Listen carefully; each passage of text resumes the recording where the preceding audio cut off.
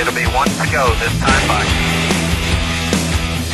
Coming to the green, buddy, coming to the green. Let's go get him.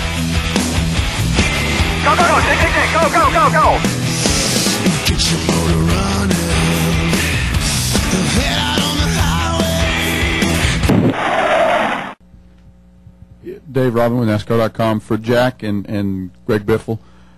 Over those last 25 laps, Jack, how many heart-stopping moments did you have, if you had any? And Greg, was it as much fun from your seat as it appeared to be from the outside? Well, this this is like a big Bristol. I know the first time I went to Bristol, and today I hyperventilated, and I really need to have a paper bag to put my head in, and so I could take in some CO2 and not take in all this oxygen that was making me crazy. But it's just hard not to lose your mind when you've got as many opportunities as there are with the multiple cars to be involved in something that's just going to break your heart, just holding your breath and breathing too fast, both at the same time as you watch it unfold. I could tell you one thing. I just was sitting here a little bit ago when we first sat down that I wouldn't want to have been in his shoes. I'd have crapped my pants watching those three cars run into each other and going crazy out there, you know. That's not a position I'd want to be in. I can tell you that. But the position I was in, it was kind of fun a little bit racing with Matt because Matt is so smart. Matt Kenseth is a smart driver, and when I got to him and got underneath him, he just moved up. He didn't give me a chance to get on his outside because he knew I passed him twice or three times earlier that day on the top. And Matt knew not to let me up there, so Matt decided to take that line and give me the bottom. And this isn't his first rodeo. And then Carl came up there and gave me actually a little bit of help. Got Matt a little loose off of 4. He didn't really clear a lap car down the front stretch, and then I said, I know what I'm doing here. I'm going 3 wide right in the middle of these guys and right down on Matt's door. I'm going to try and get the upper hand on the outside, and that's what happened. We went down in the corner, and I figured a lap car would go high, and I was able to drive in the middle of them and then take his groove away up off the corner and get to Matt's outside. And I bet he was spitting nails down there in turn 3 and 4 once I got to his outside because I had a little bit faster car, and being on the bottom here, you just can't get the gas down, get up off the corner. Matt was loose already. Obviously, he was leaving black marks when he was racing Carl out there for 20 laps, so I just sat back and watched him for a little bit, and then figured it was my time to try him. Well, now, before we go upstairs, any questions for Greg Erwin?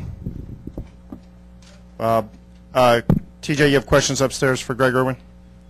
We're clear for Greg Erwin. Okay, let's just go to... Stand by, please. Greg, Bill Fleisch from the Philadelphia Daily News. When we spoke on the phone earlier this week, I think you said you felt your team was the best running, most consistent team that hadn't won. Now you've won 2 in a row. Did you see this coming? I mean, maybe not 2 in a row, but success in the chase early? Yes. Success, yes. I feel like this team has made improvements second time back to a lot of these tracks, and that's tribute to the guys on the crew, our team engineer, the relationship that Greg and I are starting to develop. I think we talk about a lot of these races after the fact, Monday, Tuesday, and we talk about a little bit of a plan for the next time, and as he alluded to already, he's got ideas about things that he wants to try. We've got ideas about things we want to try, and then we sort of put a plan in place for Friday and the most part of the practice on Saturday, and we sort of start to filter through what's working and what's not. And I think we, as a group, do a pretty good job of that. And so, yeah, I did see it coming. But like I say, 2 in a row, that's a little bit higher than anyone's imagination or expectations, really. Bob? Bob Hockrich, NASCAR Scene. Greg Erwin, can you talk about, you've been with Greg for about 15 months, and you just had that one win at Kansas, and now you maybe go from a relative unknown to a guy who's contending for a championship after 2 wins. I'll take the biggest part of that blame for the struggle with the old-style race car last year. I didn't hit the ground running. in my new position there at Roush, there was a lot of work to be done. There was a lot of things that I didn't know about the race cars at that time that we had, or obviously I didn't really have any kind of relationship with Greg, so learning him as a driver. We had personnel issues, we had some pit crew issues, and quite honestly I felt like we made some strong improvements towards the end of the season.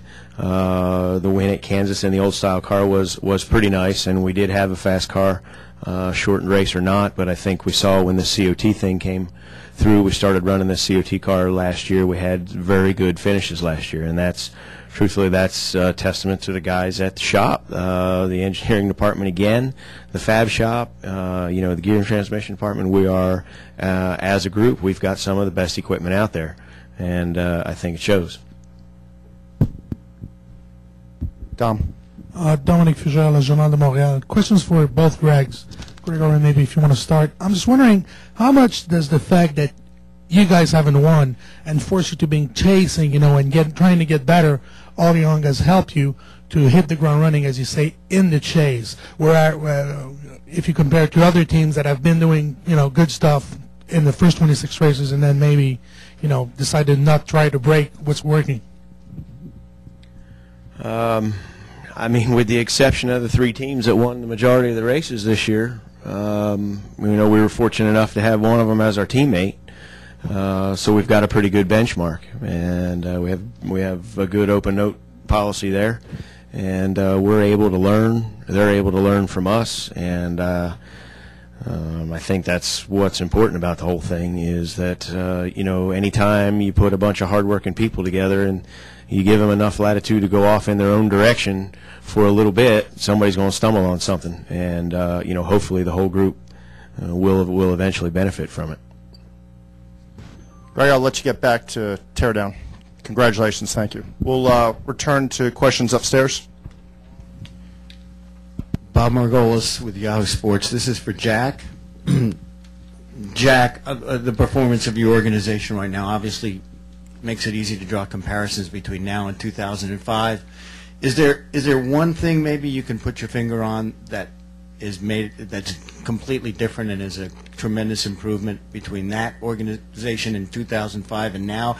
And then as a second part to that question, how confident are you knowing that now we're going into the 1.5 mile tracks where your teams have been exceptionally good? What was the first question? The main thing that I see, in 2005 we had just started to take a serious look at the algorithms, the predictive things, that the data analysis programs that some of the other teams were using. Most weren't, but a couple had started to use. We were just starting to look at that stuff. We didn't have the organization in place. We hadn't partnered with Ford to the extent we have in the meantime, and so we weren't in a position to be able to go testing. And as Greg Erwin said after the last race, to spend 3 days, 4 days with 3 or 4 people looking at the data to figure out what it said. And now we know how to use the data. We know how to use our test to our best advantage. Our sessions at the racetrack are not like pre-qualifying sessions. There are things where you go out and you work through a matrix of questions, and you wind up with data that you come back and peruse later to find out the value in. And we're able to use that now to the greater extent. So more and more it's gone, 20 years ago, 25 years ago, it was a driver and a crew chief. They had to believe in one another, trust one another, and they come up with unbelievable stuff that normal Homo sapiens would never think of.